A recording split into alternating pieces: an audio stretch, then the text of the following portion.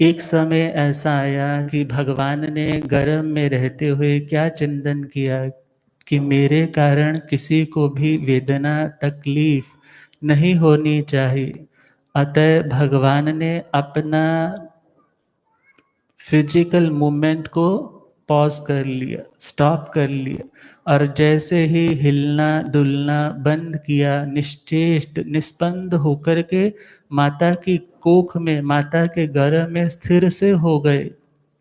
और माता सोचने लगी, यह तो अनर्थ हो गया, लगता है मेरा गर्भ हरित हो गया, मेरा गर्भ मृत हो गया, मेरा गर्भ च्यवित हो गया, या मेरा गर्भ गल चुका है। अर्थात ऐसा दुष्चिंतन करते करते, आरत ध्यान करते करते उदासी की ओर बढ़ने लगी। मृदंग, वीणा इत्यादि जो म्यूजिकल इंस्ट्रूमेंट्स है वो तो बज रहे हैं, परंतु उसमें कोई भी रस नहीं आ रहा, आनंद नहीं आ रहा। क्यों नहीं आ रहा? क्योंकि कहा जाता है पक्की हो खेती तो बरसात बुरी लगती है, घर में पड़ी हो लाश तो बारात बुरी लगती है। आप मानो या ना मानो, अगर दिल में खुशी ना हो तो हर बात बुरी लगती है। आज वही क्षत्रियाणी त्रिशला माता के साथ घटित हो रहा है। सब कुछ है, परंतु आज उस निश्चेष्ट निस्पंद अवस्था के कारण माता आरत ध्यान में मगन हो गई, मानो हथेली पर अपना सिर रख करके जमीन की ओर एक टक देख रही है। सब सोच करके परेशान है कि हुआ तो हुआ क्या। इतने में भगवान ने अपने अवधि ज्ञान से क्या पाया कि मेरे कारण मेरी माता उदास हो गई।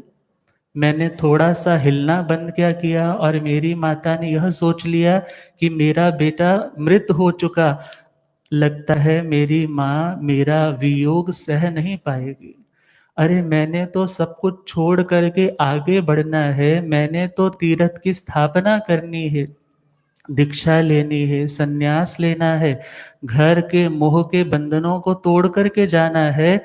यदि आज मेरी माँ का मेरे प्रति इतना गहरा बॉन्डेज है, इतनी गहरी आसक्ति है, तो यह मेरा वियोग कैसे सह पाएगी।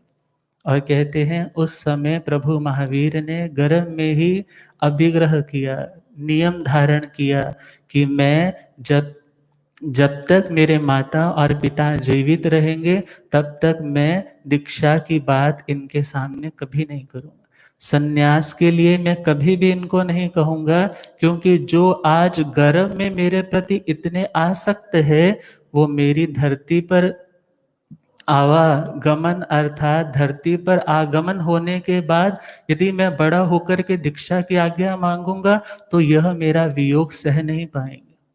और उसके बाद उन्होंने हिलना डुलना प्रारंभ किया, और जैसे ही मूवमेंट स्टार्ट हुई और उसी दौरान त्रिशला क्षत्रियाणी जो अभी तक दुश्चिंतन में थी, जो अभी तक उस दुख की, उदासी की, डिप्रेशन की खाई में थी, मानो एयरलिफ्ट करके बाहर निकाल लिया एक उसी अच्छे विचार ने। क्योंकि विचार हमारी अपनी क्रिएशन है, थॉट्स हमारी अपनी क्रिएशन है। दुखी होना चाहे ये भी हमारे हाथों में, और खुश होना चाहे वो भी हमारे हाथों में। और जैसे ही वो घटना परिस्थिति के कारण मनस्थिति बदली, और उसी समय प्रसन्न होने लगी कि मेरा गर्भ हरित नहीं है, मृत नहीं है, गला नहीं है, मेरा गर्भ सुरक्षित है। और उसके बाद अपने गर्भ की बड़ी सावधानी पूर्वक पालना करने लग पड़ी। ना अति तीखा खाती है, ना ज्यादा खट्टा खाती है, ना ज्यादा कड़वा खाती है, ना ज्यादा कसैला खाती है, ना ज्यादा मीठा खाती है, ना ज्यादा स्निग्ध खाती है। मीन्स जो कुछ भी खाना है, हेल्दी डाइट लेनी है, नॉरिशिंग डाइट लेनी है, स्वाद के वशीभूत होकर के अपने गर्भ में रहे हुए बच्चे का भावी नुकसान नहीं करना। खाना पीना सब कुछ मर्यादा में, सब कुछ संयम में, उठना बैठना चलना फिरना, यहाँ तक कि चिंता चिंतन क्या करना है वो भी यह सोच करके कि कहीं मेरे इस दुष्चिंतन का मेरे बच्चे पे प्रभाव ना पड़े। अर्थात प्रत्येक क्रिया का ध्यान रखते हुए वह माता अपने बच्चे का जो अभी गर्भ में है उसका पोषण करने लगी। और जैसे जैसे समय बीत रहा है और एक दिन आया जब त्रिशला क्षत्रियाणी समय संपूर्ण हुआ और आज का दिन जन्म कल्याणक का और पूज्य गुरुदेव उस मंगल पावन पुनीत वेला का वांचन अपने मुखारविंद से करेंगे। उसके बाद दोबारा से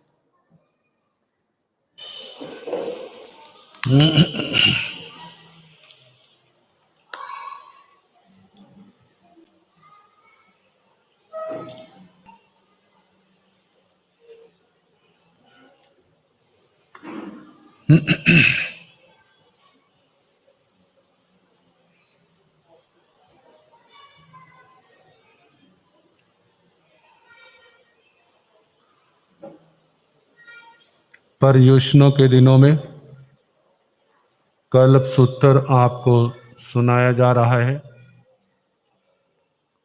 उसी प्रकरण में भगवान के जन्म का वर्णन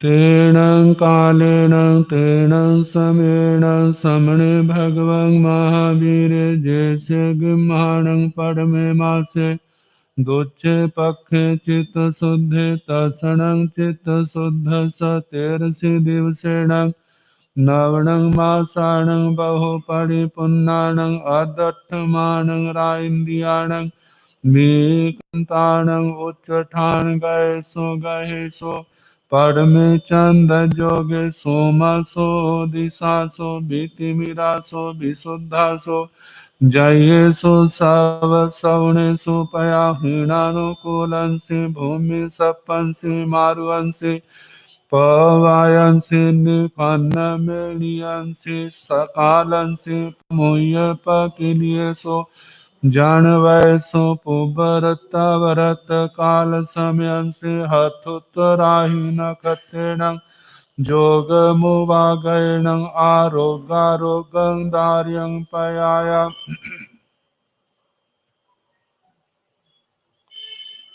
उस काल उस समय में अवसर्पणी काल और उसका चौथा आरा और उस चौथे आरे की भी आखिरी शताब्दी भगवान के जिस समय गर्भ में आए थे तो 75 वर्ष 8.5 महीने चौथे आरे के शेष रहे थे। 9.25 महीने उसमें अब कम हो गए। श्रमण भगवान महावीर स्वामी जो ग्रीष्म ऋतु का प्रथम मास था, दूसरा पक्ष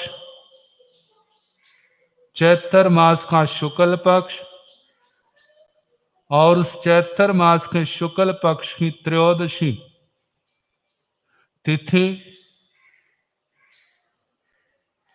9.25 महीने और 9 महीने पूर्ण अदठमाण राइंदियाण 8वां दिन जिसमें आधा है, मतलब 7.5 दिन बीतने पर जब ग्रह उच्च स्थान में थे, चंद्रमा के साथ योग होने पर दिशाएं बड़ी सौम्य थी, अंधकार रहित थी, विशुद्ध थी, विजयकारी सारे शकुन थे। दक्षिणावर्त में पृथ्वी पर हवा चल रही थी। जय पृथ्वी उस समय धान्य से परिपूर्ण, अनाजों से परिपूर्ण थी। लोग बड़े प्रसन्न थे, खुशहाल। पूर्व रात्रि के बाद जब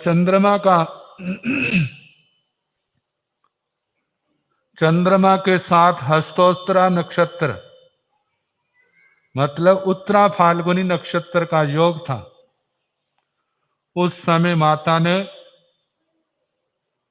बच्चे को जन्म दिया। नामकरण तो पहले हो गए थे। चारों ओर खुशियां ही खुशियां। भगवान का जन्म कल्याणक। कहा जाता है नरकों में भी अंतर मुहूर्त के लिए शांति फैल जाती।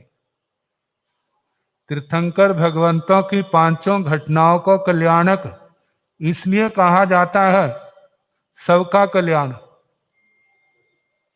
परमाधर्मी जो नारकियों को दुख देते हैं वो भी थोड़ी देर के लिए कुदरती रुक जाते। जो नारकी आपस में लड़ करके महादुख पाते हैं वो भी क्या हो जाते हैं, शांत हो जाते। जब नरक में जिसका प्रभाव है तो दूसरी गतियों में कितना होगा। तो इस प्रकार माता ने बच्चे को जन्म दिया और उस समय जंग रैणिंग चरणं समणे भगवं महावीर जाय तंग रैणिंग चरणं बहवे समण कुंड धारी तिरियं जम्बगा देवासे धतराय भवनं सिंहरन्नवासं च सुवर्णवासं च वैरवासं च बद्धवासं च आभरणवासं च पत्तवासं च पुष्पवासं च फलवासं च बीयवासं च मालवासं च गंधवासं च चूर्णवासं च वर्णवासं च वसुहारवासं वासिंसो। जिस रात्रि को भगवान का जन्म हुआ उस रात वैश्रवण देव जो मेरु पर्वत से दक्षिण दिशा में सौधर्मेंद्र महाराज के उत्तर दिशा के लोकपाल हैं, जिनको लोक भाषा में कुबेर कहा जाता है, धन का मालिक। उसकी आज्ञा से तिरछे लोक में बैताड्य पर्वतों पर, जमक पर्वतों पर, चित्तरकूट पर्वतों पर, कांचनक पर्वतों पर जगह जगह जिनका वास है 10 प्रकार के जृंबक देवता। वो जृंबक देवता राजा के भवनों में, राजा सिद्धार्थ के भवनों में हिरण्यवासन,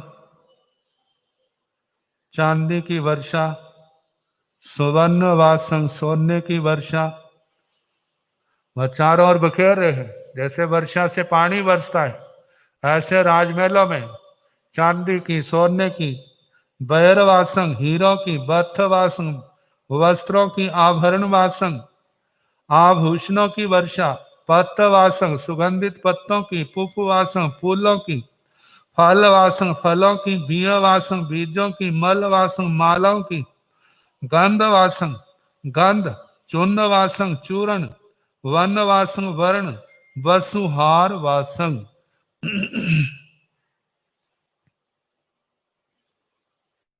वसुधारा द्रव्य की वर्षा, धन की वर्षा करते। तो जानते हैं पुण्यवान जीव जहां जहां जाता है संसार की संपदाएं भी उसके साथ चलती, और ऐसा व्यक्ति भी वहां जाता है जहां पर पुण्यवान लोग होते। जब उन लोगों का पुण्य उदय होता है, यदि लोगों ने पुण्य नहीं किया है, धर्म नहीं किया है, तो उनको भी अच्छी वस्तु का योग नहीं बनता। तो इस प्रकार जे भगवान के जन्म के समय क्या घटनाएं घटी और उसके साथ 4 जाति के देवी देवताओं ने, इंद्रों ने मिल करके कैसे जन्मदिन बनाया, वो आपको प्रभास मुनि जी सुनाएंगे। अब इसके साथ जो सुनाया जाता है कि 24 तीर्थंकर भगवान, जैसे भगवान महावीर स्वामी जी का गर्भ काल 9.25 महीने का है, ऐसे भगवान ऋषभ देव 9 महीने 4 दिन भगवान अजितनाथ जी 8 महीने 25 दिन, भगवान संभवनाथ जी 9 महीने 6 दिन, भगवान अभिनंदन नाथ जी 8 महीने 28 दिन, भगवान श्री सुमतीनाथ जी 9 महीने 6 दिन, भगवान श्री पद्म प्रभ जी 9 महीने 6 दिन, भगवान श्री सुपार्श्वनाथ जी 9 महीने 19 दिन, भगवान श्री चंद्र प्रभ जी 9 महीने 7 दिन, भगवान श्री सुविधनाथ जी 8 महीने 26 दिन, भगवान श्री शीतलनाथ जी 9 महीने 6 दिन, भगवान श्री श्यांसनाथ जी 9 महीने 6 दिन, भगवान श्री वासु पूज्य जी 8 महीने 20 दिन, भगवान श्री विमल नाथ जी 8 महीने 21 दिन, भगवान श्री अनंत नाथ जी 9 महीने 6 दिन, भगवान श्री धर्मनाथ जी 8 महीने 26 दिन, भगवान श्री शांतिनाथ जी 9 महीने 6 दिन, भगवान श्री कुंथुनाथ जी 9 महीने 5 दिन, भगवान श्री अरनाथ जी 9 महीने 8 दिन, भगवान श्री मल्लीनाथ जी 9 महीने 5 दिन, भगवान श्री मुनि सुब्रत स्वामी जी 9 महीने 8 दिन, भगवान श्री नमीनाथ जी 9 महीने 8 दिन, भगवान श्री नेमीनाथ जी जिनका दूसरा नाम भगवान श्री अरिष्ट नेमी जी है 9 महीने 8 दिन, भगवान श्री पार्श्वनाथ जी 9 महीने 6 दिन और भगवान श्री महावीर स्वामी जी 9 महीने 7.5 दिन। ये तीर्थंकर भगवंतों का गर्भ काल है। अब इसके आगे जो वर्णन आएगा वो प्रभास मुनि जी आपको सुनाएंगे।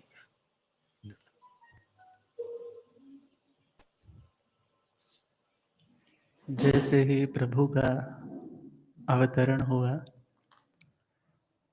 अवतरण का मतलब अन्य मतों के अनुसार नहीं लेना, क्योंकि वहाँ पर अवतार का मतलब है जैसे जैसे धर्म की हीनता आती है तो भगवान अवतार लेते हैं, मीन्स री इनकारनेशन में वो आते हैं।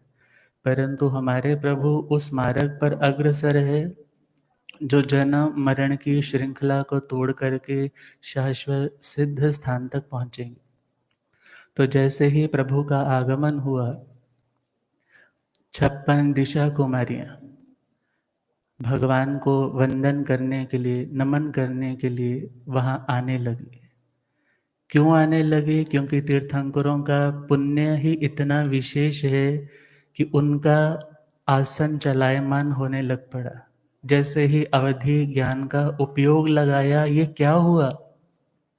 और कैसे ही देखा कि तीर्थेश तीर्थंकर भगवान जो भावी त्रिलोकीनाथ है, ऐसे प्रभु महावीर का जन्म हो गया। और मानो क्या गुनगुनाती हुई आने लगी, चलो दर्शन पाए जी, माता त्रिशला ने बालक जाया, माता त्रिशला ने बालक, बालपन जंग तारण आया, बालपन जंग तारण आया, कैसी सुंदर काया जी, ओ फूल जी में केसरदा, चलो दर्शन पाए जी, ओ वीर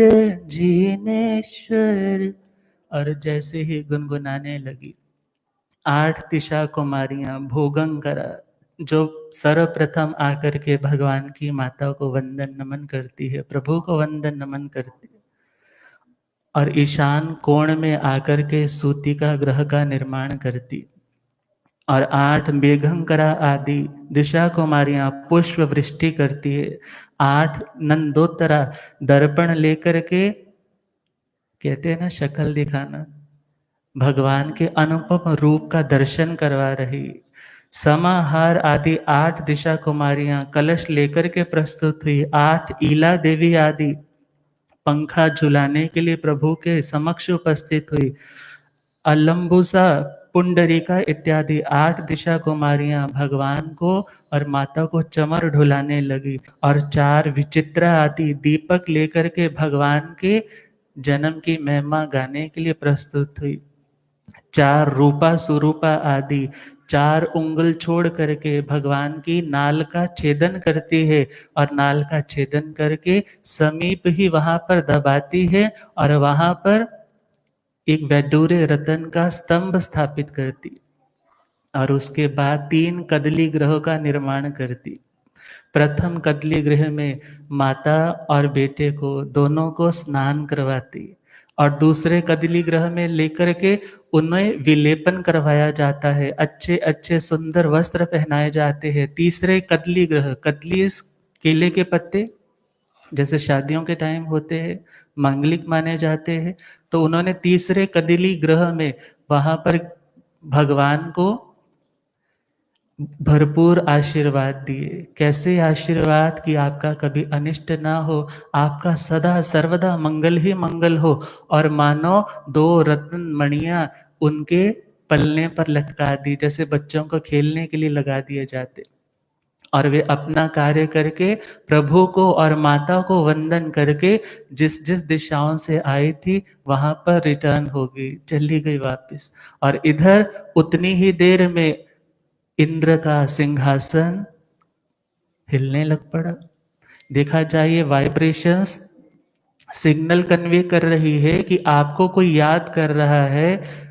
और देखा जाए 64 इंद्रों के जब सिंहासन हिलने लगे, अवधि ज्ञान का उपयोग लगाया, अरे क्या हुआ, और क्या देखा कि हमारे त्रिलोकीनाथ, हमारे तीर्थेश, हमारे तीर्थंकर प्रभु महावीर का जन्म हो गया। और उनका जन्म महिमा गाने के लिए, जन्म उत्सव मनाने के लिए सर्वप्रथम स्वधर्मेंद्र महाराज कुंडलपुर ग्राम में, जहां पर क्षत्रियाणी त्रिशला माता अपने उस बच्चे के साथ लेटी हुई है, क्योंकि वो तो अपनी सेरेमनीज करके जा चुकी। और इधर जैसे ही स्वधर्मेंद्र महाराज पहुंचे और बाकियों को बोल दिया कि 64 इंद्र से जो अलग 63 है वो सारे के सारे मेरू पर्वत पर पहुंच जाए। और जैसे ही वे वहां पर पधारे और माता से प्रणाम भी किया और माता से कहा कि आप सौभाग्यशालिनी है कि आपने समस्त लोकों के द्वारा पूजित वंदनीय ऐसे तीर्थंकर प्रभु को जन्म दिया है। हे रतन कुक्षे, आपको धन्य है। हम आपके इस बालक का जन्माभिषेक मनाना चाहते हैं। आप घबराइए नहीं, आप तनिक भी डरिएगा नहीं, क्योंकि मैं स्वधर्मेंद्र हूँ और आपके बेटे को लेकर जाना हमारा जीताचार्य है, हमारा यह कर्तव्य है। इतना कह करके माता त्रिशला को अवस्वापनी निद्रा में सुला दिया और भगवान की आज्ञा लेकर के अपने हाथों में उठाया और उसी समय चलते चलते पहुंचे। और रास्ते में ही देखा जाए अन्य देवी देवता भी अपने विमानों के साथ आ रहे हैं। किसी के मन में कुतूहल है, देखे इतनी भीड़ क्यों जा रही है, कोई सम्यक दृष्टि है, भगवान की महिमा गाने के लिए जा रहा है।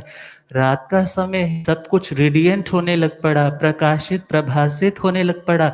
और जैसे ही वहां मेरू पर्वत पर पहुंचने लगे, नंदीश्वर द्वीप से जैसे ही मेरू पर्वत पर पहुंचे और मेरू पर्वत पर पंडक वन में पंडुक शिला जो अभिषेक शिला है, वहां पर उस बालक को, जो हमारे प्रभु है, अभी बाल अवस्था में क्या, अभी तो एक दिन भी पूरा नहीं हुआ, और वहां ले जाकर के प्रभु को पहले तो अपनी गोद में उठाया।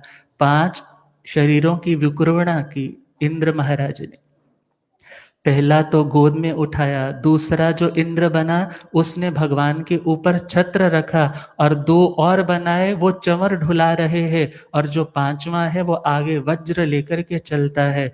और जैसे ही वहां पर पहुंचे, जो ऑलरेडी पहले से ही इकट्ठे हो रखे हैं भगवान का बर्थडे सेलिब्रेट करने के लिए, दुनिया की तरह नहीं, अहो भावों के लिए, क्योंकि जो देवी देवता है वे देश विरति नहीं बन सकते। वे सर्वविरति नहीं बन सकते, वो सब कुछ सावध्य योगों का त्याग करके साधु नहीं बन सकते। इसलिए उनके पास मात्र प्रभु की महिमा, प्रभु के गुणगान ही करने का रास्ता रहता है मोक्ष मार्ग पर बढ़ने का। और जैसे ही प्रभु को गोद में उठाया, 64 इंद्र विराजमान है, उनमें से 20 तो भवनपतियों के इंद्र है, 32 वाणव्यंत्रों के है, और ज्योतिषियों में चंद्र और सूर्य रिप्रेजेंटेटिव 2 इंद्र है, और 10 वैमानिकों के, क्योंकि 9वां और 10वां उसका एक इंद्र, 11वां और 12वां उसका एक इंद्र, ये टोटल कितने हो गए? 64। 64 इंद्रों ने प्रभु का अभिषेक करने के लिए आज्ञा दी देवी अपने अभियोगी देवताओं को, अपने साथ आए हुए देवताओं को, कि जाकर के 1008 स्वर्णमय कलशों में अलग अलग तीर्थों का शुद्धोदक उसमें डाला जाए। 1008 चांदी के, 1008 रत्नों के, करते करते कितने, और भगवान का अभिषेक करने के लिए तैयारी चल रही। भगवान को तो गोद में बिठाया है, और उधर से जल की धार पड़ने ही वाली है, परंतु इंद्र क्या सोचने लग पड़े, अरे ये छोटा सा बालक, अरे इतनी तीव्र धारा, इतना तेज प्रवाह पानी का पड़ेगा, कहीं पानी के साथ ये बच्चा बह ही ना जाए। परंतु भगवान तो अनंत बल के शाली, अनंत बलधारी है, और ऐसे अनंत शक्तिशाली प्रभु जो अवधि ज्ञान के भी धारक है, और उन्होंने अवधि ज्ञान के उपयोग में क्या देखा, यह इंद्र शंकाग्रस्त हो रहा है कि मेरे को कुछ हो जाएगा। उसी समय भगवान ने उस मेरु पर्वत पर जो सिंहासन है, पंडुक शिला है, उसको थोड़ा सा अपने दाहिने पैर के अंगूठे का स्पर्श ही किया है, और जैसे ही स्पर्श किया, जो मेरु पर्वत सदा अकंप निष्कंप हमेशा स्टेबल रहता है, बड़े बड़े तूफान झंझावात भूकंप क्यों ना आ जाए, वे कभी भी अपने स्थान से हिलता नहीं है।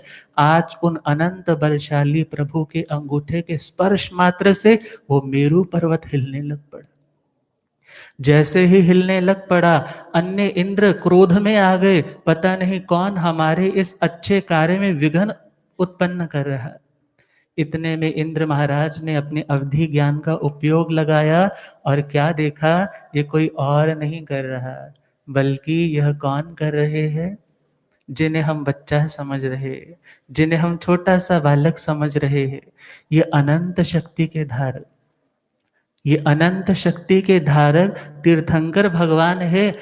अर्थात हमने ऐसा सोच करके भी उनकी आशाधना की, और मिच्छामि दुक्कडम किया, और प्रभु से पुनः आज्ञा मांगी, और भगवान का अभिषेक करना प्रारंभ किया। क्या गुनगुनाते हुए, चलो दर्शन पाए जी, ओ वीर जिनेश्वरदा, चलो दर्शन पाए जी, ओ वीर जिने 64 इंद्र मिलकर आए, 64 इंद्र मिलकर आए, मेरु शिखर पर बाल ले आए, मेरु शिखर पर बाल ले आए, स्नान कराइए जी, ओ वीर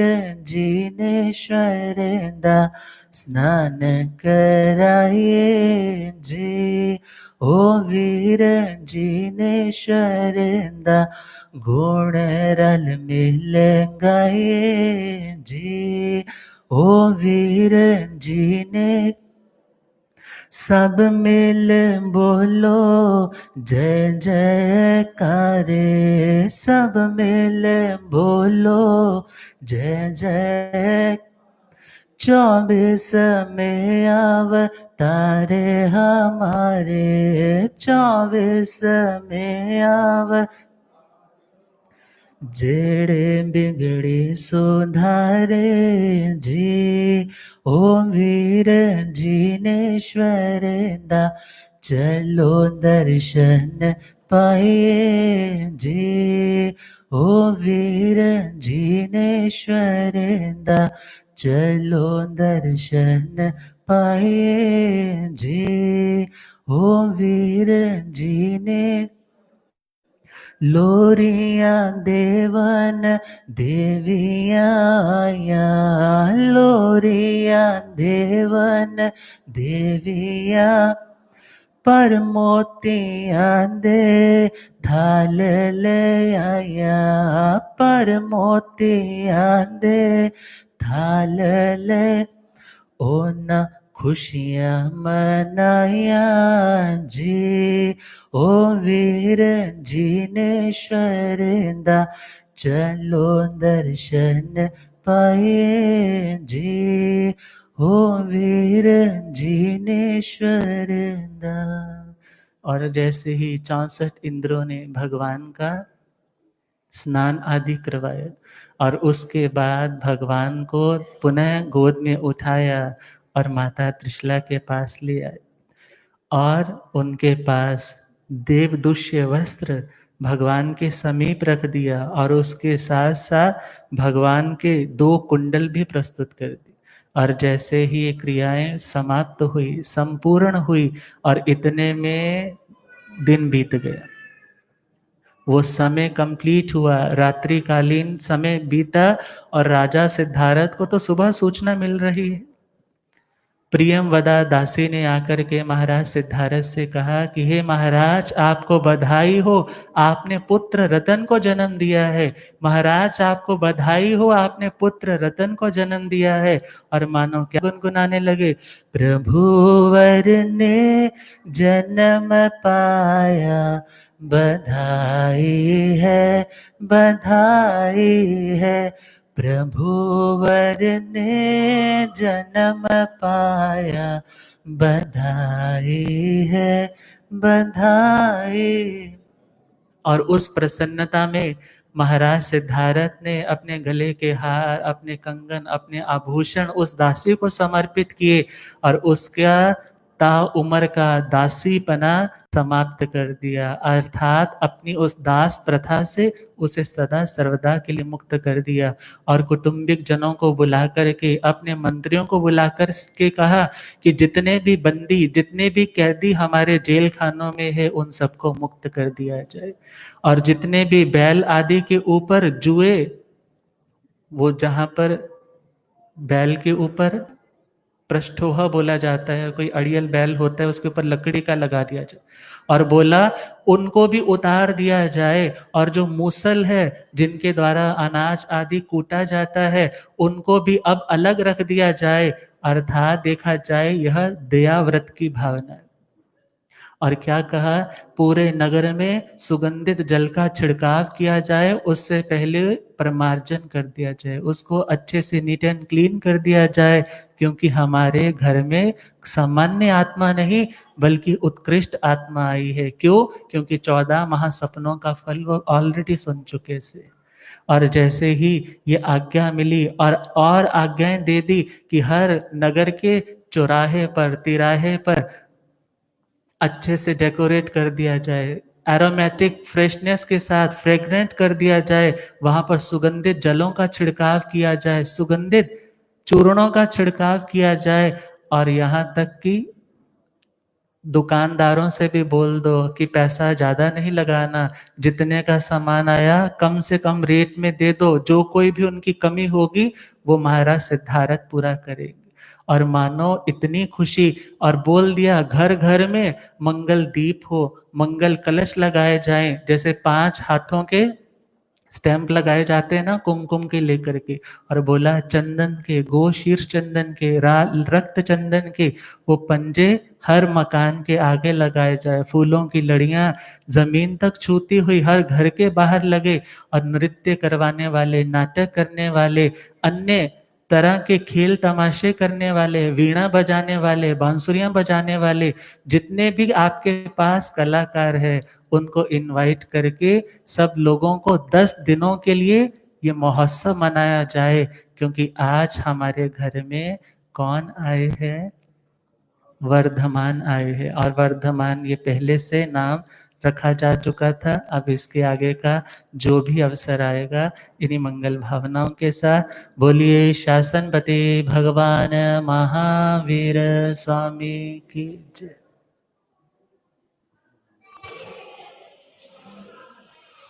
मंगल पाठ सुना दें अब, बाकी आप